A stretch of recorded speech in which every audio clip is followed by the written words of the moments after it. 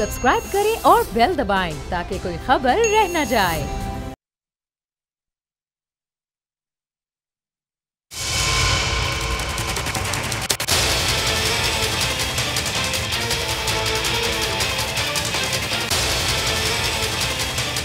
आप देख रहे हैं प्रोग्राम बस बहुत हो गया। मैं हूं किरण नाज। नाज़रीन, कराची में पहले मुकाबला होता था तालीम का, कौन सी जामिया, कौन से स्कूल और कौन से कॉलेज में सबसे ज़्यादा बच्चे A+ ग्रेड हासिल करते हैं, किस जामिया के बच्चे पूरी दुनिया में नाम बनाते हैं। फिर मुकाबला शुरू हुआ, कौन सी जमात शहर में सबसे ज़्यादा झंडे लगाती है, कौन सी जमात सबसे बड़ा जलसा करती है। फिर मुकाबला शुरू हुआ, कौन सी जमात का सबसे ज़्यादा भरम है, कौन कितने बंदे फड़का सकता है। और अब मुकाबला हो रहा है, कौन कराची वालों को कितना ज़्यादा सताता है, कितनी ज़्यादा जहनी अजियत और तकलीफ पहुंचाता है, कौन कराची वालों को जागते हुए भी डरावने ख्वाब दिखाता है, कौन रात की नींद हराम और दिन में नौकरी पर जाने के लिए परेशानी का बाइस बनता है, कौन कराची वालों के बच्चों की तालीम में कितनी ज़्यादा रुकावट बन सकता है, कौन इस शहर के बूढ़ों को सबसे ज़्यादा तकलीफ दे सकता है, कौन इस शहर का कारोबार बर्बाद करके लोगों की जिंदगियों को कितना ज़्यादा अजाब बना सकता है,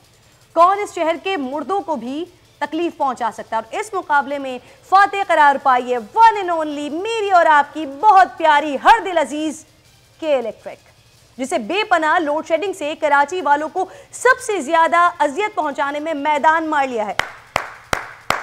तालियां हैं के इलेक्ट्रिक के लिए। एक तरफ कोरोना से लोग मर रहे हैं और मजीद तकलीफ देने के लिए है ना के इलेक्ट्रिक। शहर में 10-10 घंटे की लोड शेडिंग हो रही है और विफाक लंबी ताने सो रहा है। कोई नहीं पूछने वाला इतनी लोड शेडिंग में हजारों रुपए के बिल कैसे भेज रहा है के इलेक्ट्रिक। अब मैं भी ना समझूं, कोई पूछेगा भी भला क्यों? ये तो आवाम का मसला है ना, महल्लात का मसला थोड़ी है। पूरे शहर में एक ही कंपनी होगी तो जो दिल में आएगा अपनी मनमानी करेगी। और वैसे भी इस हुकूमत से तो न पेट्रोलियम माफिया संभलता है, न गंदम और शक्कर माफिया के, इनके तो क्या ही कह रहे हैं। मगर मैं हुकूमत से मुतालबा करती हूँ कि जल्द अज जल्द कराची के इस मसले को हल करें, इससे पहले कि आप लोग अपने हलकों में जाने से गुरेज करने लगे और आपसे सवाल होने लगे। प्रोग्राम के पहले सेगमेंट की जानिब आपको लेकर चलती हूँ। माइनस करते कि अपोजिशन आप पे ही माइनस हो गई। नून लीग और पीपल्स पार्टी पंजाब के अरकान असेंबली का उस्मान बुज़दार को सलाम। मुस्लिम लीग नून के 6 और पीपल्स पार्टी के एक रुकन असेंबली ने वज़ीर आला पंजाब से एक बार फिर मुलाकात की है, अपने हलकों के मसाइल से आगाह किया है, जिनके हल की यकीन दहानी वसीम अकरम प्लस ने करवा दी है। वैसे ये मुलाकात नाज़रीन पहली नहीं है, इससे पहले भी वज़ीर आज़म और वज़ीर आला से नाराज़ अरकान की मुलाकात हो चुकी है, जिसके बाद उनके खिलाफ कार्रवाई का ऐलान हुआ था। लेकिन मामला शो कॉज से आगे नहीं बढ़ा था। एक बार फिर नून लीग ने ऐसा ही ऐलान किया है, देखते हैं क्या होता है। वैसे तो खबर ये भी है कि तमाम लीगी नाराज़ अरकान जो हैं वो PTI के टिकट पर भी इलेक्शन लड़ने को तैयार हैं। तो क्या ऑपोजिशन को स्पीकर के खिलाफ अदम एतमाद की बातें भारी पड़ रही हैं? कल तक तहरीक इंसाफ जिसे हॉर्स ट्रेडिंग कहा करती थी, क्या आज वो खुद कर रही है?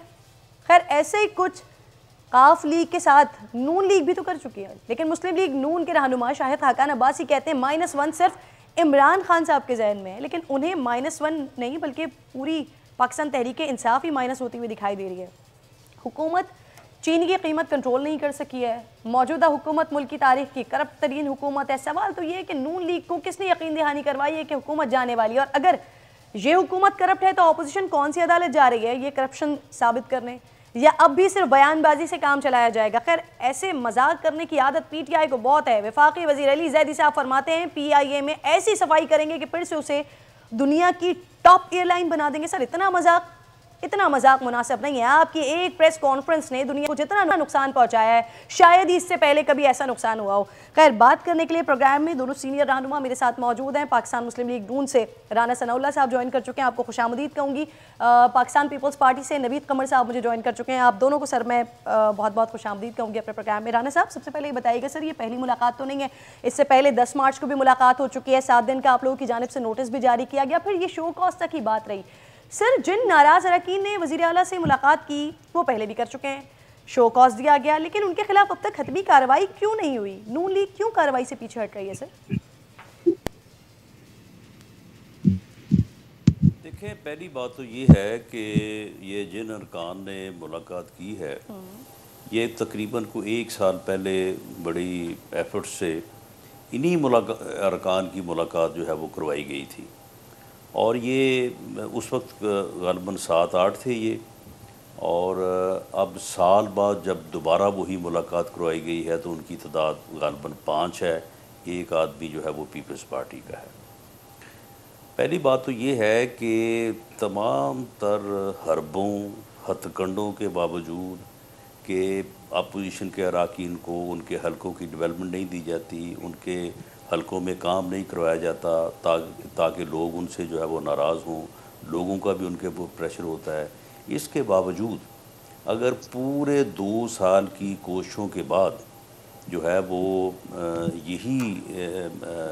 इसी काबिल हुई है पीटीआई की हुकूमत, तो मैं समझता हूँ कि दोनों पार्लिमानी पार्टीज़, पीपल्स पार्टी की भी और पीएमएलएन की भी जो है वो बहुत मुतहद हैं, और उनके जो रिस्पेक्टिव पार्लिमानी लीडर्स हैं, पीएमएलएन के मियां हमजा शहबाज शरीफ साहब हैं और पीपल्स पार्टी के हसन मुर्तज़ा हैं, तो वो मुबारकबाद के मुस्तहिक़ हैं कि सिर्फ 1 साल बाद भी वही बंदे हैं जो 1 साल जो है वो पहले थे।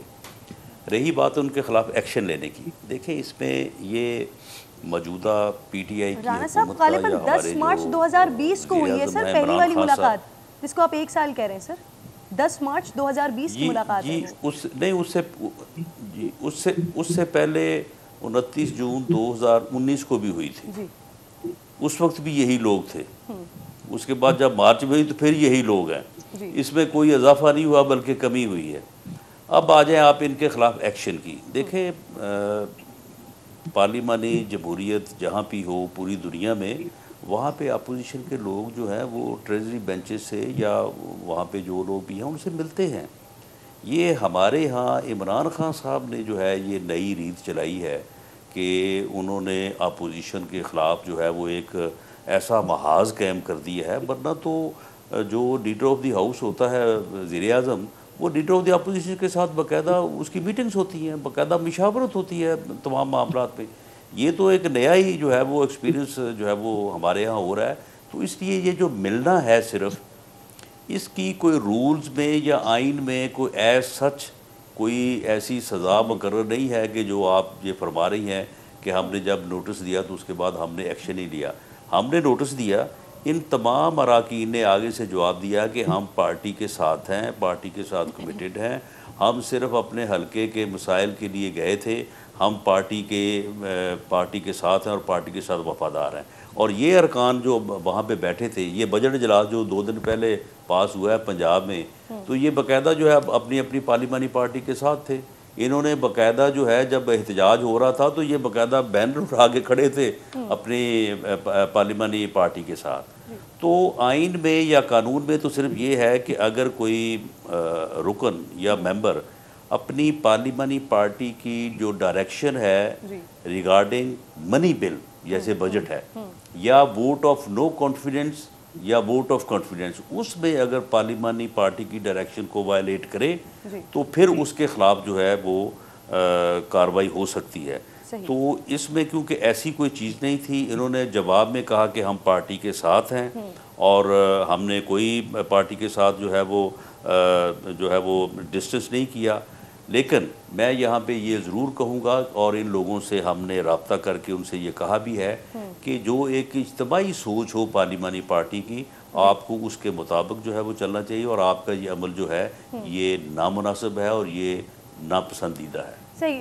नवीद कमर साहब, सर मुझे बता दीजिएगा, पाकिस्तान पीपल्स पार्टी के तो एक रुकन गजनफर अली साहब, वो जाकर उन्होंने मुलाकात की है। सर रहनुमाओं में से किसी की या आप लोगों में से किसी की बात हुई कि बिलावल से ज़्यादा उस्मान बुज़दार साहब पर एतमाद के अपने मसाइल के हल के लिए वहाँ पर जा रहे हैं?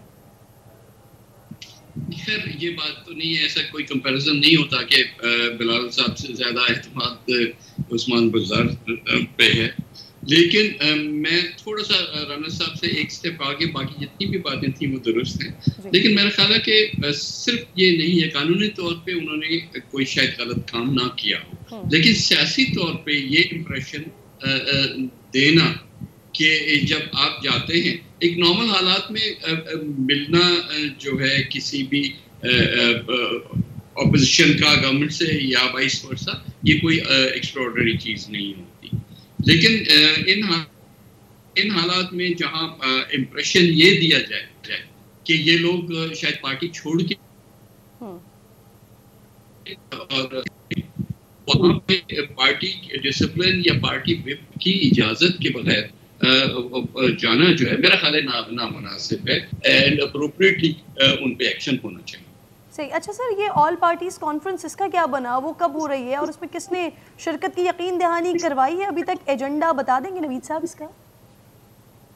देखिए, पहली चीज तो ये कि ये होनी तो थी थोड़े दिन पहले ही, लेकिन मियां शहबाज शरीफ साहब की हेल्थ सिचुएशन की वजह से उसको कुछ 8-10 दिन के लिए मौखर किया गया है, लेकिन ये इंशाल्लाह जल्द ही होनी है और इसमें तमाम पॉलिटिकल पार्टीज ने हामी भरी है इसमें शिरकत करने की। मुस्लिम लीग नून है, पाकिस्तान पीपल्स पार्टी है, JUI है, ANP है और BNP और काफ़ी सारे और भी पार्टीज जो हैं जिन्होंने शिरकत, बल्कि ऐसी भी पार्टीज हैं जिन्होंने कहा है कि हम चाहेंगे कि हमें इनविटेशन मिले और हम आके इसमें शामिल। नवीद साहब, तो वो सबकी मशावरत से नवीद साहब, बिलावल की जानिब से स्पीकर के खिलाफ अदम एतमाद की तहरीक की जो बात की गई है, तो क्या इस मीटिंग का, इस APC का एजेंडा इसमें यही तय किया जाएगा अदम एतमाद की तहरीक लानी है नहीं लानी, ये एजेंडे में शामिल होगा सर? देखिए, पहली चीज तो ये कि हमारा टारगेट स्पीकर नहीं है, हमारा टारगेट बल्कि इमरान खान भी नहीं है। हमारा टारगेट एक नाकारा और वो हुकूमत जिन्होंने अवाम को इस मुश्किल में डाला हुआ है वो हुकूमत है। तो जितनी भी बातचीत APC में होगी वो ये होगी कि अवाम को छुटकारा कैसे हासिल कराया जाए इन लोगों से, ये इंडिविजुअल्स की बात नहीं होती। अच्छा राना साहब, यही सवाल जी सर, मैं सुन रही हूँ आपकी बात। ये जरूर है कि उस दिन जिस तरह से हाउस कंडक्ट हुआ उसमें ये हमारे मेंबरान का ख्याल था कि स्पीकर जानिबदारी का जो है वो सबूत दे रहे हैं और उस वजह से हम ये ऑप्शन यूज कर सकते हैं, लेकिन ये कोई ऐसे हतमी फैसला नहीं हुआ। जाहिर है कि ये पार्टी में भी और फिर दूसरी पार्टियों के साथ जो है मुशावरत होगी और फिर जो भी ये ऑप्शन या कई और ऑप्शंस हैं उन सबको सामने रख के फैसला किया जाएगा कि अब आगे कैसे बढ़ा जाए। ठीक है। अच्छा राना साहब, सर इससे पहले भी APC हुई है, रेबर कमेटियां भी बनी, धरना भी हो गया, इमरान खान साहब की कुर्सी कहीं नहीं गई सर, तो इस बार ऐसा क्या कर लिया जाएगा अपोजिशन की जानिब से कि हुकूमत चली जाए? देखें जब अपोजिशन जी राना साहब कंटिन्यू कीजिएगा। जी देखें, जब अपोजिशन जो है किसी ऐसे मसले के ऊपर एहतजाज करती है जो वो समझती है कि हुकूमत का ये इक़दाम गलत है, हुकूमत का ये इक़दाम अवामी मफादात, अवामी वेलफेयर के ख़िलाफ़ है, तो उससे कोई ये फौरी तौर पे यही नहीं होता कि उसने हुकूमत को उठा के तो जो है वो बाहर फेंक देना है, लेकिन उससे एक ये भी मकसद होता है कि अवाम के साथ अपने आप को रिलेट किया जाए, अवाम की मुश्किलात में उनके साथ खड़े हुआ जाए, अवाम को ये एहसास दिलाया जाए कि वो सियासी जमात या वो सियासी लीडरशिप जो है वो अवाम के मसाइल के ऊपर कंसर्न्ड है। अब अगर इस तरह की, जिस तरह से चीनी के मामले में, आटे के मामले में जिस तरह से आम आदमी को लूटा गया है और डकैती यानी डाका डाला गया आम आदमी की जेब के ऊपर, अद्वियात को जो है वो 400 गुना जो है वो महंगा कर दिया गया है, इसी तरह से पेट्रोल पे जो सूरत हाल हुई है, तो इसमें अगर अपोजिशन या सियासी जमातें जो है वो अपने आप को अवामी मसाइल के साथ रिलेट करना चाहती हैं तो उन्हें इन मसाइल के ऊपर ऐवान के अंदर, असम्बलियों के अंदर और बाहर दोनों जगह पे आवाज़ उठाना जो है ये उनका सियासी अखलाकी फ़र्ज़ है। इसलिए अपोजिशन जो है वो ये समझती है कि मौजूदा हुकूमत की नालायकी, नाअहली की वजह से आवाम को मुश्किलात दरपेश हैं, इसलिए मौजूदा हुकूमत के ख़िलाफ़ एहतजाज करना जो है ये उनका फ़र्ज़ है। राना साहब आप कौन सा फ़र्ज़ अदा करेंगे? असेंबली के अंदर एहतजाज किया जाएगा या सड़कों पर आएंगे, क्या लाहे अमल होगा सर? जी हमने जो है वो अब जब ये अजलास हुए हैं, बजट अजलास सूबाई और कौमी सतह पे, हमने वहाँ पे भी, बल्कि पूरी अपोजिशन ने, तमाम मेंबर्स ने देखे ना, असम्बली के अंदर कोई वहाँ पे कोई जो है वो को फ्री स्टाइल तो नहीं होना होता, वहाँ पे गुफ्तगू होनी होती है, मौक़िफ़ बयान करना होता है, तकरीर होती है। तो तमाम जो वहाँ पे अपोजिशन के मेंबर्स थे, उन्होंने जो है वो अपना मौक़िफ़ जो है वो बड़े भरपूर अंदाज से जो है वो सर वैसे नवीद कमर साहब आ गए थे थोड़ा सा फ्री स्टाइल वाले मूड में, ताहिरुल कादरी साहब की याद दिला दी थी उन्होंने। देखें वो मैं समझता हूँ कि नवीद कमर साहब हमारे वो अपोजिशन लीडर हैं कि जो कभी भी जो है वो इस चीज़ को जो है वो प्रमोट नहीं करते, बल्कि हमेशा दूसरों को रोकते हैं। लेकिन उस दिन स्पीकर साहब ने जो है वो मैं समझता हूँ कि उन्होंने ज़्यादती की। उन्होंने पहले एक मिनिस्टर को मौका दिया, उसने जो भी यानी ब्लो दी बेल्ट इल्ज़ाम तराशी हो सकती थी पीपल्स पार्टी की क़यादत के ख़िलाफ़, वो उसने की। और उसको जब नवीद कमर साहब रिस्पॉन्ड करना चाहते थे, हालांकि मैं समझता हूँ कि इन्होंने रिस्पॉन्ड उनको उन अल्फाज में नहीं करना था जिन अल्फाज में उन्होंने बात की थी, बल्कि बेहतर अंदाज में करना था। राना साहब, हमने हमेशा नवीद कमर साहब को बड़े ठंडे मिजाज के साथ देखा है, हमेशा उनको रोकते हुए देखा है।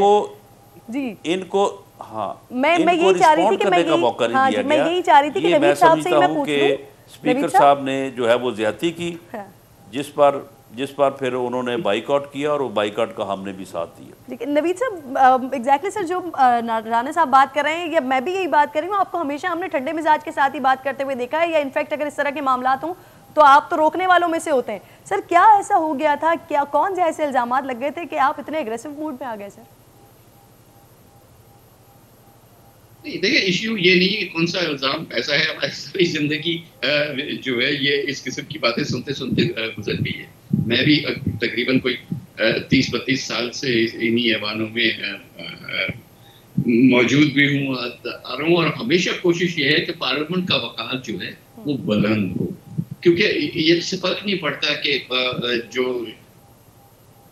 शख्स कोई गवर्नमेंट साइड का हो या अपोजिशन साइड का हो, हम में से जो भी कुछ ऐसी बात करेगा, ओवरऑल सारी ऐवान का, सारी डेमोक्रेसी का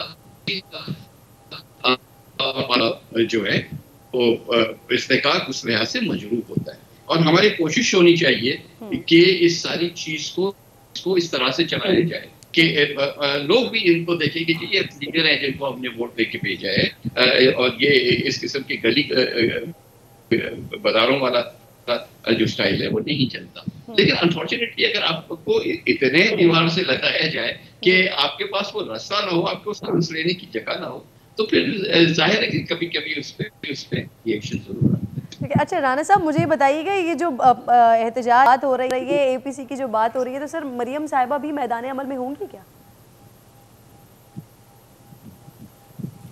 देखिए, मरियम साहिबा जो है वो पार्टी की जो है वो पाबंद है, और उन्होंने ये कहा भी है कि पार्टी जब भी मुझे जो हुक्म करेगी मैं उसकी जो है वो पाबंदी करूँगी। अब ये पार्टी का अपना फ़ैसला है कि वो मरियम नवाज़ को जो है वो कहाँ पे और किस वक्त जो है वो कौन सी ज़िम्मेदारी जो है वो सौंपती है।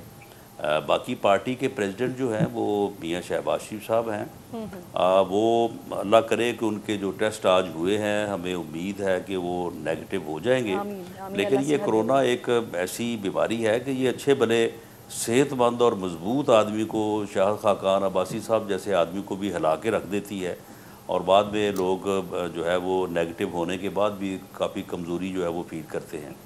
तो अगर वो इंशाल्लाह अगले नेक्स्ट वीक में वो अवेलेबल हो गए तो बिल्कुल वो शिरकत करेंगे, वरना अदरवाइज़ जो है वो पार्टी का एक सीनियर लोगों का 4-5 लोगों का डेलीगेशन जो है वो आल पार्टीज़ कॉन्फ्रेंस में शिरकत करेगा। लेकिन आल पार्टीज़ कॉन्फ्रेंस जो है वो इंशाल्लाह अगले हफ्ता 10 दिन में जो है ये हो जाएगी, और उसमें जो भी आल पार्टीज़ बैठ के फ़ैसला करेंगी, पाकिस्तान मुस्लिम लीग उन तमाम फ़ैसलों की जो है वो पाबंदी करेगी।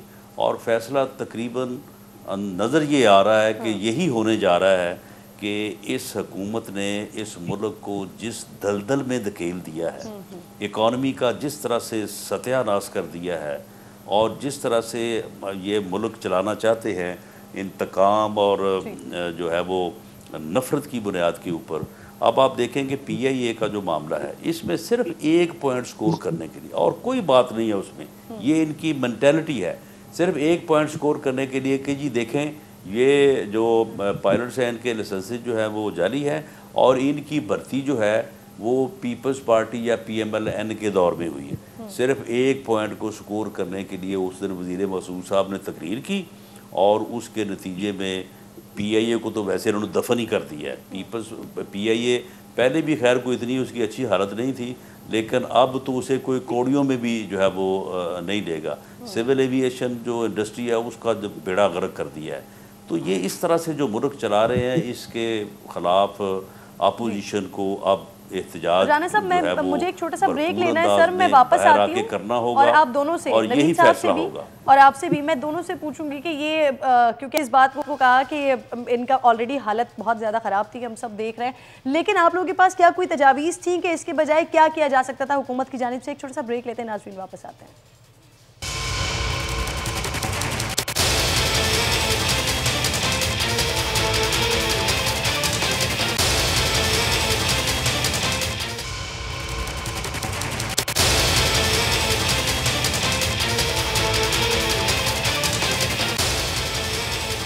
वेलकम बैक वंस अगेन जी। आज प्रोग्राम में ऑपोजिशन के मूव पर डिस्कशन हो रही है। नवीद कमर साहब साथ मौजूद है, राना सनाउल्लाह साहब साथ मौजूद हैं।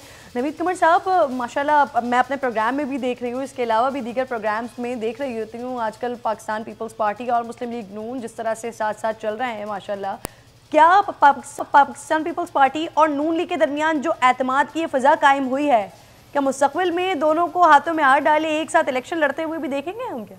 नवीद साहब देखिए, एक चीज होती है कि काफी पार्लियामेंट में तो अपोजिशन साथ ही मूव कर रही होती है, मुस्लिम लीग नून हो, पीपल्स पार्टी हो या मुख्तलिफ और जो जमातें हैं। बस अलबत्ता यह है कि पार्लियामेंट के बाहर जो है कुछ जगहों पे माजी में अपना अपना एक तरीक़ेकार रहा है। मसलन मौलाना साहब ने जब धरना देने की बात की तो उन्होंने अपना एक राय अमल दिया, और उसमें हमसे उन्होंने एक लिमिटेड सपोर्ट मांगी जो कि हमने दी, लेकिन बाकी शो वो अपना ही रखना चाह रहे थे और वही हुआ। लेकिन जब अगर जॉइंट ऑपोजिशन ये फैसला करती है कि हमने इकट्ठे आगे आना है, चाहे वो सड़कों की सियासत हो या कोई और तरीक़ेकार हो, तो फिर सबने उसमें उतना ही अपना अपना हिस्सा डालना है जितनी की उसकी स्ट्रेंथ है, और इंशाल्लाह आप देखेंगे कि ये होगा। और मेरा ख्याल है कि इस जो सूरत हाल इस हुकूमत ने इस वक्त पैदा की है, उसमें अगर हम पीछे रहेंगे तो अवाम उस चीज़ को कभी भी नहीं। राना सनाउल्लाह साहब, एक लोकल सर्वे भी हुआ है सर, उसमें तो नून लीग की पोजीशन काफ़ी अच्छी आई हुई है। नून लीग की 27%, मतलब लोगों के दरमियान पसंदीदगी बढ़ रही है, मकबूलियत बढ़ रही है इस वक्त, ये लोकल सर्वे। तो सर आप लोगों का क्या इरादा है आगे? पाकिस्तान पीपल्स पार्टी के साथ चलना है या फिर अपने इस सर्वे को देखते हुए या फिर अपनी पब्लिक की डिमांड को देखते हुए आगे बढ़ना है? राना साहब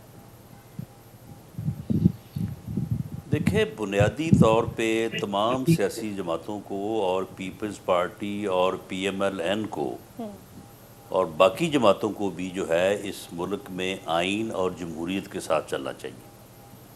और जो एक चार्टर ऑफ डेमोक्रेसी हमारी दोनों पार्टीज़ की क़यादत ने किया था, उसके ऊपर बावजूद जो है वो पूरी तरह से अमल नहीं हो सका, लेकिन उसके ऊपर पूरी तरह से अमल और जिन चीज़ों पे अमल नहीं हुआ उनको इंश्योर करना चाहिए ताकि जमहूरियत का मुस्तकबिल और जमहूरी रवैये जो हैं वो इस मुल्क में अपनी जो है वो जड़ पकड़ सकें। इसी तरह से पार्टीज़ के दरमियान ज़रूरी है कि एक चार्टर ऑफ इकॉनमी हो। इकॉनमी की जो सूरत हाल इस वक्त हो गई है और जहाँ तक इन्होंने मुल्क को पहुँचा दिया है, अब देखें ये किसी एक पार्टी के बस की बात नहीं रही कि मुल्क को इस सूरत हाल से जो है वो निकाला जाए। रहती कसर जो है वो कोरोना ने पूरी कर दी है। तो इसलिए तमाम जो कौमी क़यादत है उसके दरमियान इस बारे में भी कोई बात तय होना चाहिए कि हमने इस मुल्क की इकॉनमी में जो बुनियादी चीज़ें हैं उनके ऊपर जो है वो कंसेंसस होना चाहिए, और इस वक्त की भी यही ज़रूरत है। और इस वक्त अगर कोई कौमी कंसेंसस या कौमी क़यादत के इकट्ठे होने में कोई एक फ़र्द हायल है तो वो वज़ीर-ए-आज़म पाकिस्तान जो है वो इमरान ख़ान साहब हैं। वही जो है वो इस मामले में किसी कौमी कंसेंसस की रास्ते में हायल हैं, क्योंकि वो ना किसी की सुनने को तैयार है, ना किसी के साथ बैठने को तैयार है। तो पीपल्स पार्टी और PMLN के दरमियान एक बुनियादी मफाहमत जमहूरियत पे और मुल्क की इकॉनमी या मुल्क को आगे लेके जाने के हवाले से जो है वो मौजूद है। और बावजूद अपोजिशन के या हुकूमत में होने के, जो पिछले एक दफ़ा पीपल्स पार्टी और एक मरतबा PMLN जो है वो हुकूमत में रहे हैं, उस बुनियादी चीज़ का एहतराम करते हुए एक दूसरे के लिए जो है वो उसके मैंडेट को जो है वो कबूल किया। तो इस तरह से जो है वो सियासी जमातों को आगे बढ़ना चाहिए। बाकी हर जमात ने अपने मंशूर के ऊपर इलेक्शन लड़ना होता है, और उसमें जो है वो वक्त के हवाले से और या सीट टू सीट जो है वो फैसले हो जाते हैं, और उसके मुताबिक जो है वो मैं समझता हूँ कि बुनियादी तौर पे जो है वो पार्टीज़ के दरमियान जो है वो ये चीज़ जमहूरियत के हवाले से और इस मुल्क की इकॉनमी के हवाले से ये इस वक्त की ज़रूरत है, ये तय होनी चाहिए। अच्छा राना साहब, मुझे ये बता दीजिए, ये इस्लामाबाद में मंदिर के हवाले से जब से सर आवाज़ उठी है चौधरी परवेज़ इलाही साहब की जानिब से, उसके बाद इस पर मुख्तलिफ लोगों के तज्ज़िये भी आना शुरू हो गए हैं, मुख्तलिफ लोगों की राय आना शुरू हो गई है। मुस्लिम लीग नून का क्या टेक है सर इस पर? देखें, इसमें पाकिस्तान मुस्लिम लीग नून ने जमाती तौर पे तो इस मामले के ऊपर कोई मीटिंग नहीं हुई, ना ही किसी मीटिंग में कोई डिस्कशन हुई है, इसलिए मैं पार्टी के हवाले से तो इसके ऊपर कोई मौक़िफ़ देने की पोजीशन में नहीं हूँ। लेकिन मैं ज़ाती तौर पे समझता हूँ कि ये चौधरी परवेज़ इलाही साहब ने बात को ज़्यादा बढ़ा दिया है। देखें, ऐसे मुल्क हैं जहाँ पे मुसलमान बड़ी थोड़ी तादाद में हैं, लेकिन वहाँ पे मस्जिदें मौजूद हैं, तो किसी को भी जो उसका मज़हब है उसकी इजाज़त इस्लाम में भी है, उसे अपना मज़हब प्रैक्टिस करने की इजाज़त है। तो इसलिए कोई इस बात को इस तरह से मेरा नहीं ख्याल कि इसको इस तरह से जो है वो लेना चाहिए। ठीक है। अच्छा नवीद साहब, मुफ्ती तकी उस्मानी साहब, मुफ्ती मुनीबुर रहमान साहब भी इसी बात को आगे बढ़ा रहे हैं जो चौधरी साहब ने बात की है। सर पीपल्स पार्टी क्या सोच रही है? देखिए, पीपल्स पार्टी का मौक़िफ़ तो इस मामले में बहुत क्लियर है। पाकिस्तान का आइन पाकिस्तान में हर किस्म की रिलीजियस मिनॉरिटी को अपना अपना जो मज़हब है उसको पूरी तरह से जो है प्रैक्टिस करने का हक देता है। अगर वो मुसलमान हैं तो मसाजिद बना सकते हैं और उसमें अपना जो है नमाज वगैरह कायम कर सकते हैं। इसी तरह से क्रिश्चियंस के लिए चर्चेस हैं और हिंदू मज़हब जो मत है उनके लिए अपनी अपनी जो वर्शिप होती है होनी चाहिए और उनको पूरा हक है ये करने का। मेरा ख्याल है कि इस्लाम भी इसका प्रचार करता है कि गैर मुस्लिम को वो जगह या वो स्पेस ना दो कि वो अपना मजहब जो है उसकी प्रैक्टिस कर सके। ये कहाँ, ये हुज़ूर अकरम सल्लल्लाहु अलैहि वसल्लम ने कभी इस बात की इजाज़त दी, ना ही हम इस चीज़ पे सियासत को आगे बढ़ाएं। ये मेरा ख्याल है कि हमें इन चीज़ों का। नवीद साहब, sorry to interrupt you sir, एतराज़ उनका ये नहीं है कि मंदिर न बने, क्योंकि पाकिस्तान में आइन के मुताबिक भी माइनॉरिटीज़ को तमाम हुकूक हासिल हैं। उनका एतराज़ ये कि इस्लामाबाद में ना बने, जहाँ पर एक हिंदू कम्युनिटी या किसी भी और माइनॉरिटी की तादाद ज़्यादा हो, जहाँ पर उनकी रिहाइश गाह हो, जहाँ वो रहते हों, उस जगह पर मंदिर की तामीर हो। अब अगर आपने बैठ के फैसला करना है कि अगर इस्लामाबाद का हिंदू टिकट कटा के पहले कराची जाए और फिर वहाँ के मंदिर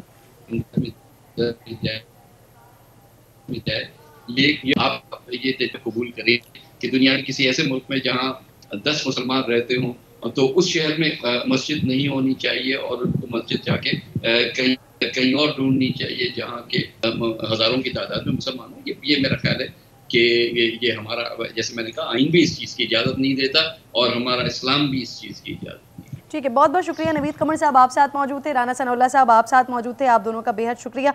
नाज़रीन, प्रोग्राम में अगले आने बढ़ रही हूँ और अगले सेगमेंट पर जाने से पहले ऑन रिकॉर्ड कई सारे प्रोग्राम्स में मैंने बार बार तरस खाया, बार बार कहा कि कितनी किस किस्म के इंसान के हाथ में चली गई है भारतीय अवाम। लेकिन कल से अब तक मुझे एहसास हुआ और मैं सोच रही थी कि मैं भूल कैसे गई कि हमारा तो ईमान है कि जैसी कौम होती है वैसे हुक्मरान उस पर मुसल्लत कर दिए जाते हैं। तो एक वीडियो जो कल सामने आई थी, सारी दुनिया ने वो तस्वीर देखी, सारी दुनिया ने वो वीडियोस देखी, लेकिन कल से अब तक जो इंडिया की आवाम की जानिब से उस पर रिएक्शन आ रहा है वो बड़ा तकलीफ़देह है। वो इतना तकलीफ़देह है कि उसको सोचकर फिर मुझे एहसास होता है कि सही मोदी इनके ऊपर मुसल्लत है। अगर किसी को कोई फ़र्क नहीं पड़ा तो वो थे मोदी के दरिंदे। 3 साला मासूम बच्चे के सामने उसके नाना को कत्ल किया गया। आज उस मासूम की वीडियो सामने आई, वो बता रहा था कि कैसे भारतीय फ़ौज ने उसके नाना को कत्ल किया। ये 3 साल का, ये सोच कर ज़रिए वीडियो देखिए, 3 साल का मासूम सा बच्चा है जिसे सिखाया या बताया नहीं जा सकता। सुनाइए भला कौन इंसान होगा जिसका दिल रोया ना हो। अगर ना ही भारत से ये खबर आई कि मासूमों के कातिलों को गिरफ्तार कर लिया है, न ही उनकी अदालतें ये फैसले दे रही हैं कि बेगुनाहों के कातिलों को सरेआम लटकाया जाए। अगर वहाँ इंसानियत ख़त्म हो चुकी है तो पाकिस्तान बतौर रियासत क्या कर रहा है? OIC मुसलमानों के हुकूक के लिए सिर्फ बातें ही बनाती रहेगी। बातें ही सिर्फ काम रह गया है हमारे। अक़वाम मुत्तहिदा का भी सेक्रेटरी जनरल साहब ने इस कत्ल पर अफसोस का इजहार तो कर दिया, मगर करेंगे क्या ये उन्होंने नहीं बताया। साथ ही आज पाक फौज ने भारत के एक और प्रोपेगेंडे को बेनकाब किया, रोका है। तर्जुमान पाक फौज मेजर जनरल बाबर इफ्तिखार कहते हैं कि चीनी फौजी दस्तों की पाकिस्तान में मौजूदगी की भारतीय खबरों में कोई सदाकत नहीं है। भारत अजीब ही बौखलाहट का शिकार है। गिलगित बल्तिस्तान में लाइन ऑफ कंट्रोल पर इजाफी फौज तैनात करने और चीनी फौज के स्कर्दू एयरबेस इस्तेमाल करने की भारतीय खबर भी झूठी है। बड़ा प्रोपेगेंडा किया और ये सब कुछ हो इसलिए रहा है कि लद्दाख में जो ज़बरदस्त बेइज्जती, जो जिल्लत और रसवाई हुई है, उसके बाद कहीं ना कहीं तो इस खफत को निकालना है। कभी आप इस चिल्ला करते हैं कि आपने ज़बरदस्त जवाब दे दिया टिकटॉक को बंद करके, और अब आप इस चीज़ पर वावेला कर रहे हैं कि गिलगित बल्तिस्तान में पाकिस्तान ने अपने ज़्यादा ट्रूप्स भेज दिए हैं और चाइना में जो भी कुछ हो रहा है या चाइना जो भी कुछ कर रहा है भारत के साथ, वो सब कुछ पाकिस्तान को पहले से मालूम है। तो अल्लाह इनको अकल दे तो दे, वरना इंसान के बस की तो बात नहीं है। एक छोटा सा ब्रेक मुझे लेना है, ब्रेक के बाद वापस आती हूँ।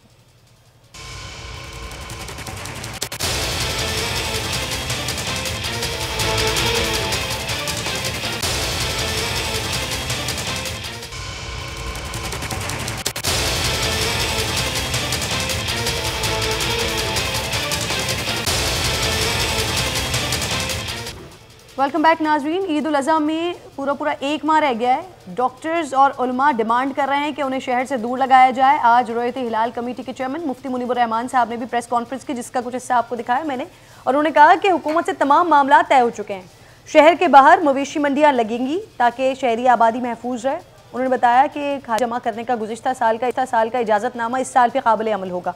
मुफ्ती मुनीबुर रहमान साहब ने ईद उल अज़हा पर एहतियाती तदाबीर अपनाने का मशवरा देते हुए ये भी कहा है कि बच्चों को मवेशी मंडी ना लेकर जाएं, गलियों में कुर्बानी के जानवरों को ना घुमाएं और ना ही नुमाइश लगाएं। मुफ्ती मुनीबुर रहमान साहब ने कहा है कि कुर्बानी इबादत मकसूदा है, इसका मुतबादिल माली सदका नहीं हो सकता। हालात को बुनियाद बनाकर कुर्बानी के बजाय माली सदक़े की बात कुरान और सुन्नत के ख़िलाफ़ है। ईद की नमाज के इज्तिमात से मुताल्लिक क्या फ़ैसले हुए हैं और जो मंडियाँ कराची में साल लगती हैं, ये सबसे बड़ा अहम सवाल है नाज़रीन। उनको कैसे हटाया जाएगा, उनको कैसे रोका जाएगा, इस पर बात करने के लिए यावर रज़ा चावला साहब मुझे ज्वाइन कर, कराची एशिया की सबसे बड़ी मवेशी मंडी, इसके तर्जुमान हैं। साथ साथ नासिर हुसैन शाह साहब भी मुझे ज्वाइन करेंगे और ताहिर अशरफी साहब भी इसी सेगमेंट में मेरे साथ मौजूद हैं। सबसे पहले मैं यावर आपकी जानिब आ रही हूँ, ये बताइएगा कि कोरोना से बचने के लिए इक़दामात क्या किए जा रहे हैं आप लोगों की जानिब से? अच्छा किरण, अस्सलाम वालेकुम जी। पहले तो मैं आपका शुक्रिया अदा करता हूँ कि आपने मुझे लाइव लिया है इसके ऊपर, इस टॉपिक पे। मैं सिर्फ और सिर्फ आपकी बातों का जवाब देने से पहले किरण, टू द पॉइंट आपको फिगर्स की बात करूंगा। जितनी बातें अभी मुफ्ती साहब ने की, अभी नासिर हुसैन शाह साहब करेंगे, मैं किसी के अगेंस्ट नहीं हूँ। मैं बिल्कुल आपकी तरह, जैसे आप इन्वेस्टिगेशन करती हैं, मैं बिल्कुल आपको उन्हीं पॉइंट्स पे बात करूंगा, बहुत शॉर्ट सी। देखिए, हमारी आबादी है 2.5 करोड़ की एज पर सेंसस। उसमें से आप कह दें कि 30% लोगों ने कुर्बानी करनी है। इट्स वेरी सिंपल, जो कि हो जाएगी 75 लाख लोग। 75 लाख लोगों को अगर 6 पर्सन्स का हाउस होल्ड पे डिवाइड करते हैं तो आपको शहर में कुर्बानी के लिए, कराची के लिए 12.5 लाख जानवर चाहिए। आपको ये कंफर्म है, ये हकीकत है कि आपने सुन्नत इब्राहिमी अदा करनी है। अब ये 12.5 लाख जानवर जो फिगरेटिव है, वो देना, प्रोवाइड करना रियासत की जिम्मेदारी है। या तो हमारे मुफ्ती साहिबान ये कह देते हैं कि इस दफा कुर्बानी मत कीजिए, तो वी आर एग्रीड।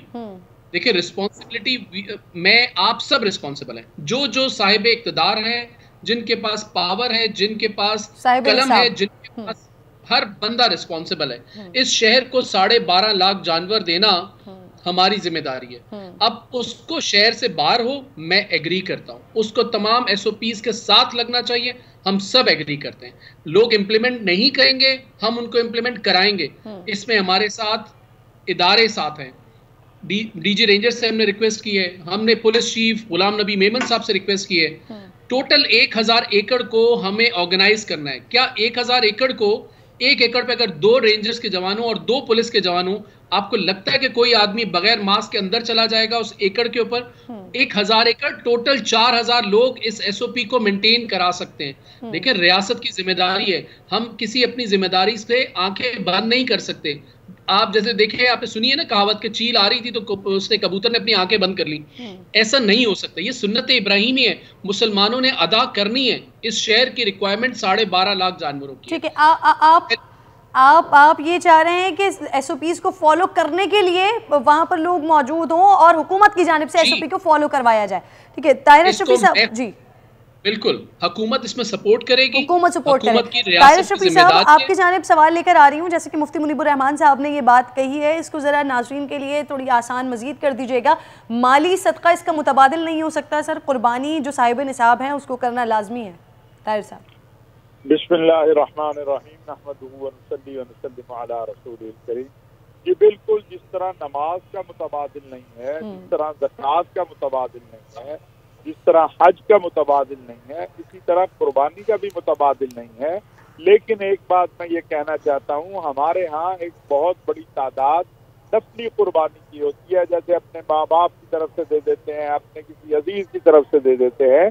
तो अगर हम लोगों को ये तरगीब दें कि जो नफली कुर्बानी आपने करनी है उसकी वो पैसे आप किसी मुस्तहिक को दे दें, ये तो मुमकिन है। लेकिन जो कुर्बानी वाजिब है साहिब निसाब पे, उसको वो तो करनी है। उसके लिए हुकूमत की जिम्मेदारी है, हमारी भी जिम्मेदारी है कि SOPs पर अमल भी करें, अमल भी करवाएं और ऐसा निज़ाम बनाया जाए। देखें, हुकूमत भी जो है वो जिस तरह अभी भाई ने एक फिगर बताया, इतनी बड़ी तादाद में हुकूमत मैनेज ही नहीं कर सकती, ऑनलाइन मैनेज नहीं हो सकता।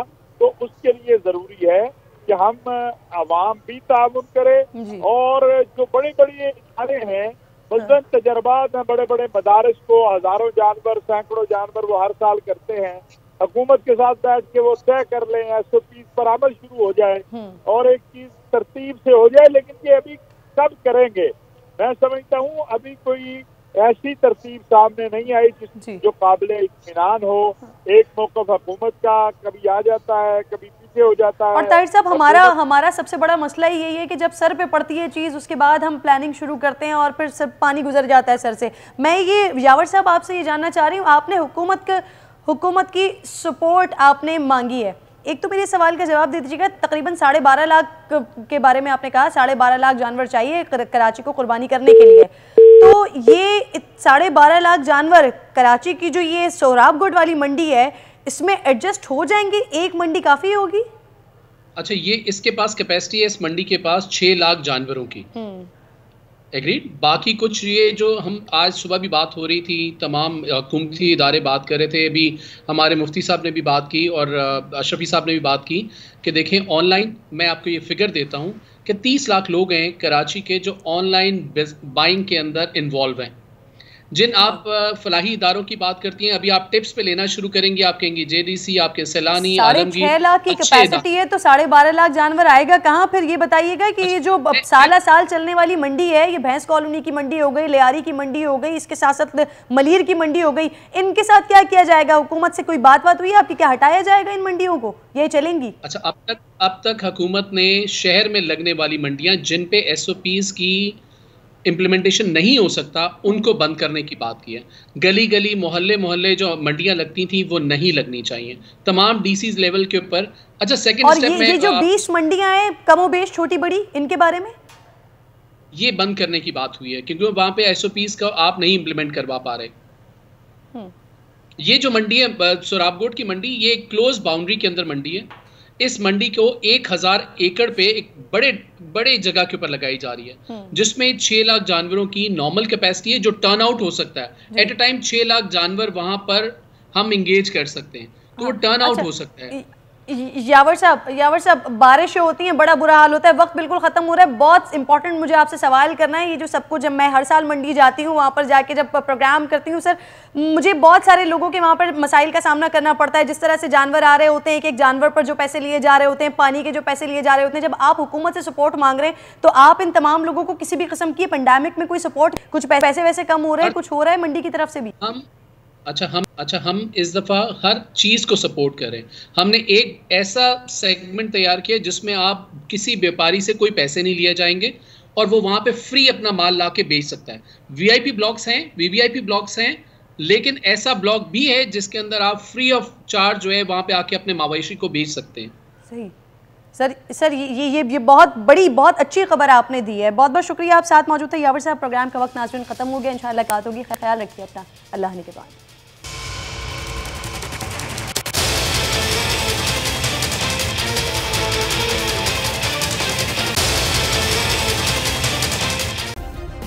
सब्सक्राइब करें और बेल दबाएं ताकि कोई खबर रह न जाए।